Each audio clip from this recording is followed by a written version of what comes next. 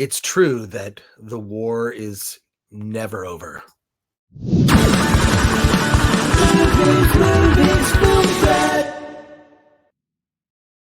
Welcome to the Film Threat Podcast. I am Chris Gore. I have allergies, and this happens to me. I don't know why it happens. I have allergies certain times of the year.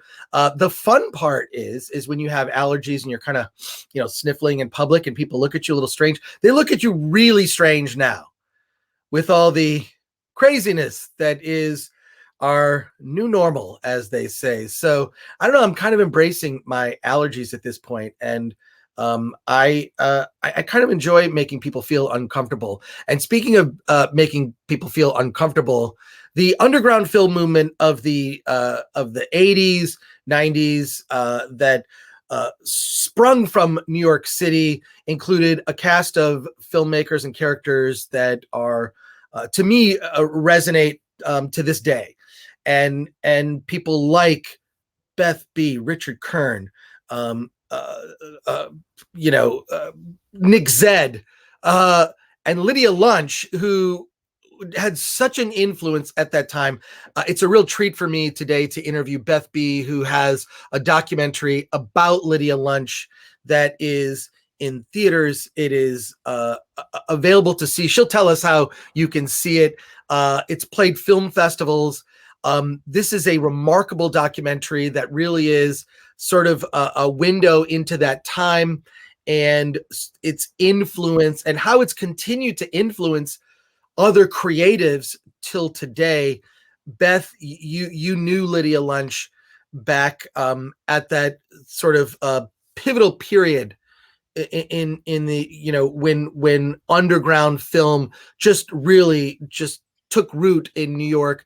Can you tell me your relationship with her and how you gained her trust to be able to undertake this? I mean, I thought I knew everything about Lydia Lunch, and in this, you really expose so much more. Tell me about your relationship with her and how this project began. Yeah, it's a long history. I met Lydia when she was 19 and I was 23. And it was an extraordinary time in New York City because there was so much music, art, film, theater going on. And it was not about specialization. It was more about kind of an assault. And, Lydia was one of the best at that game with her band Teenage Jesus and the Jerks. So when I saw her perform on stage, at the time I was making the film Black Box and looking to cast someone who could play the torturer. And to me, it seemed like a brilliant idea to flip the tables completely upside down in terms of role reversal and cast a woman as the torturer. And that really became, I think, an extraordinary casting choice because she really could inhabit that kind of a role in a way that I think not many other women could.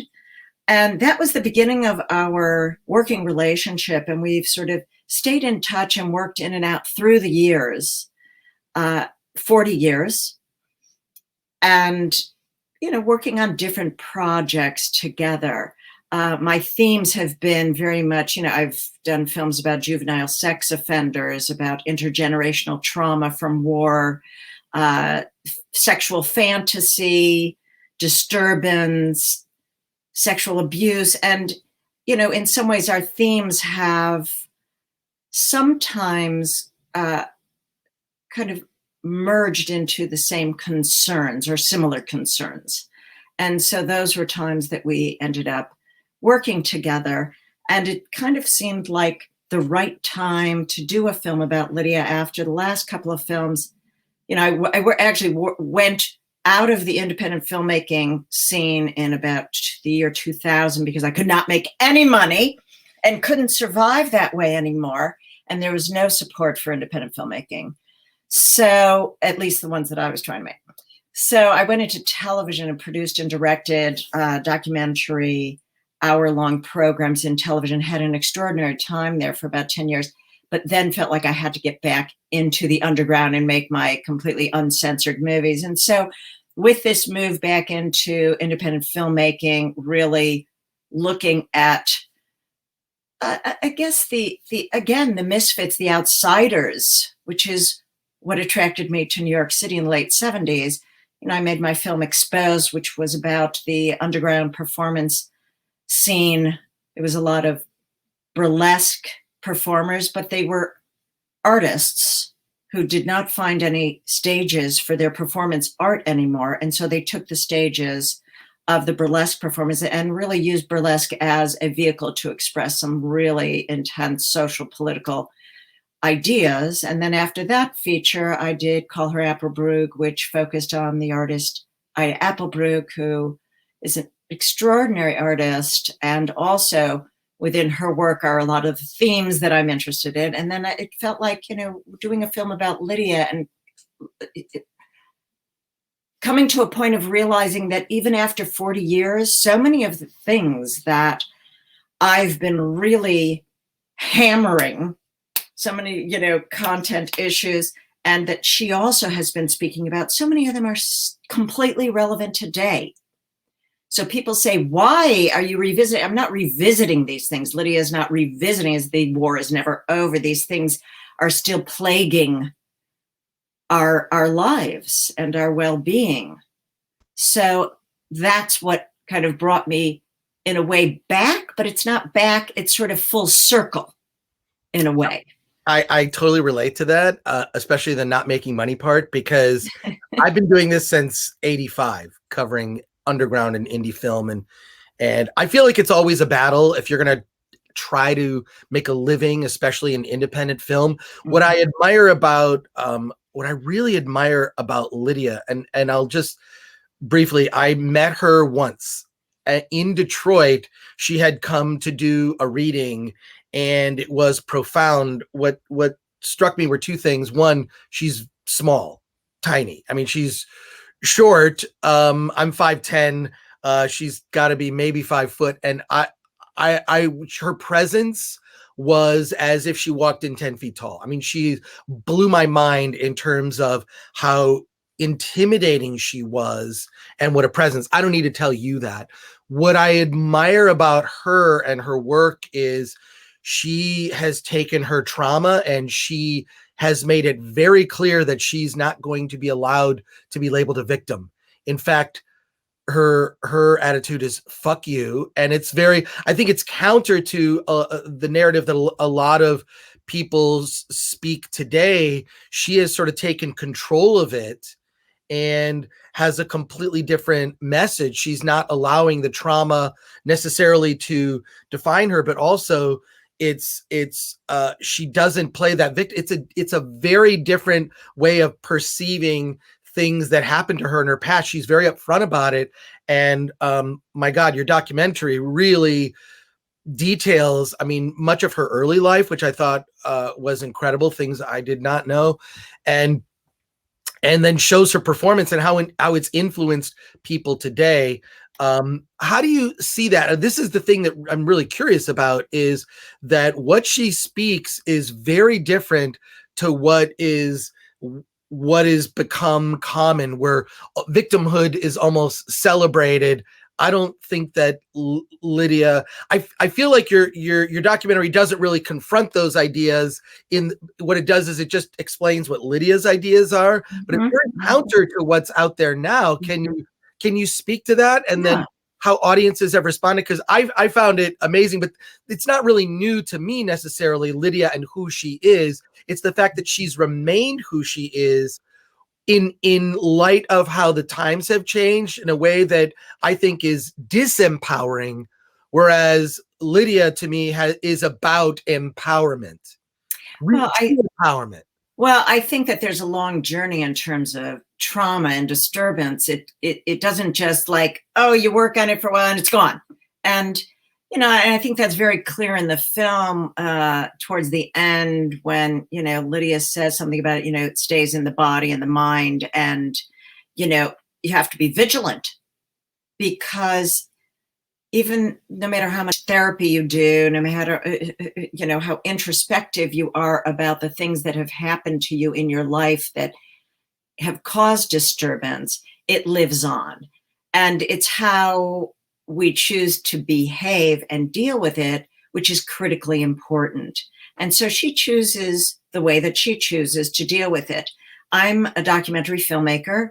It is not my job to make judgments or to help the audience digest or interpret. I choose to present my characters with their truth and an honesty with that. And what my hope is that I've given the audience enough material, and this is where I think my filmmaking has evolved from when I started making films. When I was young, I would just smack people in the face and go, deal with it. And then help, maybe kind of, help them along with the story.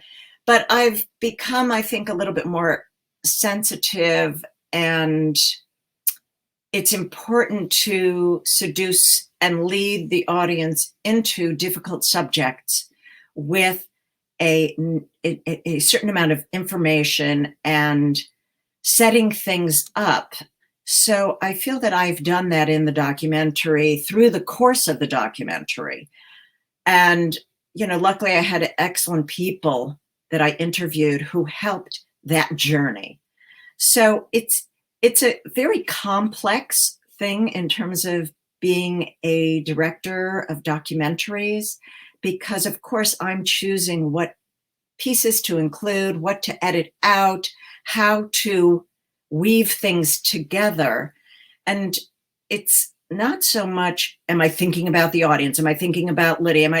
I use my own intuition to tell me when to hit hard, when to move back and give people time to digest what they've just been hit by, or to give them another piece of information to help them digest what's being spoken about.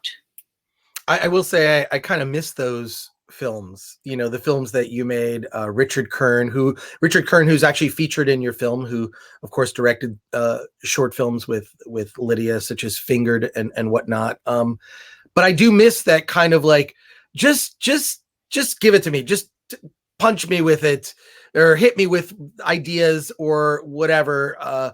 I kind of miss that, but I do think that your approach is far more effective in getting that idea across. And yeah.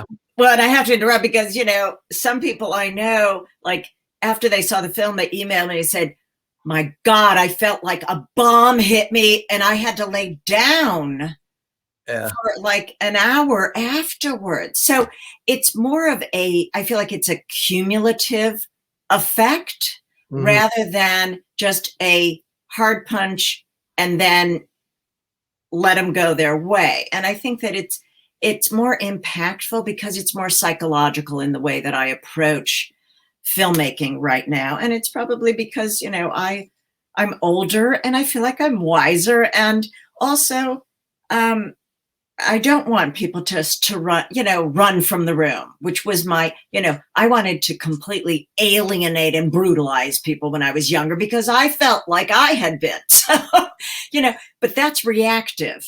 Mm-hmm. And I want to be more in the mode of response. And that creates more dialogue, I feel, than just the reactive. So it's just a modus operandi, which I feel like I've intuitively figured out. And I think it still I think it has more impact. I think it also can speak to more people than just the converted. Right. And that for me has also become quite important. You can't choose your audience. You just hope that people will engage with the material. And for me, people, sometimes say, why are you trying to provoke us, or me or whatever? And it's not trying to provoke. It's basically asking hard questions and never providing a solution. My films, I'm not interested in solutions because every person has a different way that they respond to things. And so it's more to ask questions and to leave people with a sense of wonder and curiosity. Well, I always prefer that approach. I don't like to be told how to think. I like to be presented ideas, and I like the filmmaker, like yourself, to just assume that I have the intelligence to sift through those ideas and process it for myself, because there's a lot to process.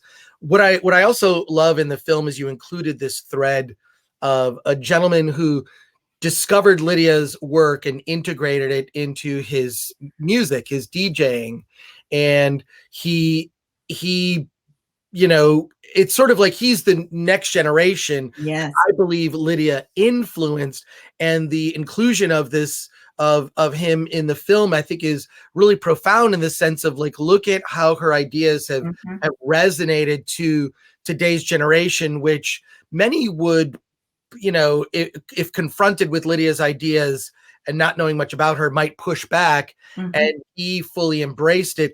Can you talk about how you found him and what and how you integrated that in? I thought that that was one of the story threads that was really impactful, because it showed how ideas have changed, and Lydia's spouting this message, and it's still coming across.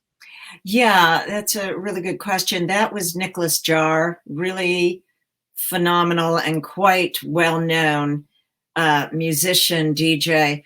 And I think that that is what struck me in terms of Lydia's work, but also the work that a lot of people did through the years, and harking back to the late 70s, early 80s. That work has had a huge impact on mainstream media. Sometimes we don't see it or understand it. And especially the younger generation, they don't know where it comes from. But anything that is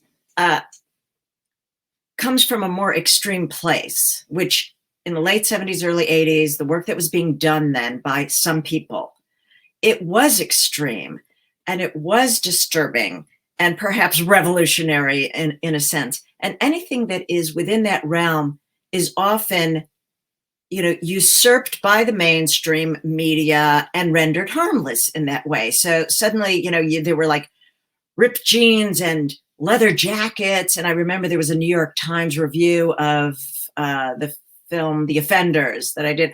And they were like going on and on about the clothing and the leather and this. And it's like, you know, a year later, Bloomingdale's has ripped jeans and safety pins. And, you know, so you know, it amuses me, because the younger generation, I don't think they understand where contemporary style, fashion, culture comes from. There's a lot we always take from history, and a lot of my films are about looking back at the history. So it was important to include someone like Nicholas Jar to help people to understand the resonance that history has, and that it doesn't just come out from the back door. It's kind of in the atmosphere at all times. And what I found very exciting in terms of this film is that a lot of young people are watching it and coming to the screenings, and they are just stunned by it. And some of them cry because they feel like they've never heard anybody speak to some of the subjects, which relates to what you were saying in terms of victimhood. They've not heard how to deal with abuse in an empowering way, which is what Lydia speaks to. And so it's not only, I think that the film not only brings us sort of to the culture of past music and how it resonates today, or film, how it resonates today, but actually some of these very important social and political issues surrounding trauma, and in particular women. Yeah, I just Lydia is a hero of mine. So that the you know, the way that you approach this documentary and the sensitivity with you presented the subject, and I do think that leading the viewer along and rather than hitting them in the face, although I miss that, because I love those films, because come on, there's some smacks there. Come on, like There the are a Me lot. Too movement. There was quite a smackdown. Okay, no, that okay. Well, let's talk about that. That blew my mind that she Okay. really pushed back against the Me Okay. Too movement in a way I couldn't believe. And I'm curious, like, to how audience have responded. I'm not surprised that this is Lydia's idea, because I've always felt that just having had things happen in my life, I could play the victim. But to me, by me playing the victim, I'm giving someone else power, and I will not do that. Yeah. I refuse. And so I don't understand, like, why is that not a more prevalent idea today? I see victimhood is celebrated on social media, and I find it kind of mind-bogglingly stupid. But Well, Chris, I do think that it's critically important that people voice the disturbance. yes. My films are all about voicing the unheard, seeing the unseen. That is so critically important, to be able to talk about what has happened in a truly honest and uncensored way, okay? Which is what Lydia does. But there needs to be a place of catharsis where at a certain point you talk about it, but then you start to heal and focus on the healing aspects of it, and denouncing those who are harming and those who are not protecting, and to be able to say, to be able to speak to the issues, but to, at a certain point, say, how am I going to work with this in my own life personally in an empowering way?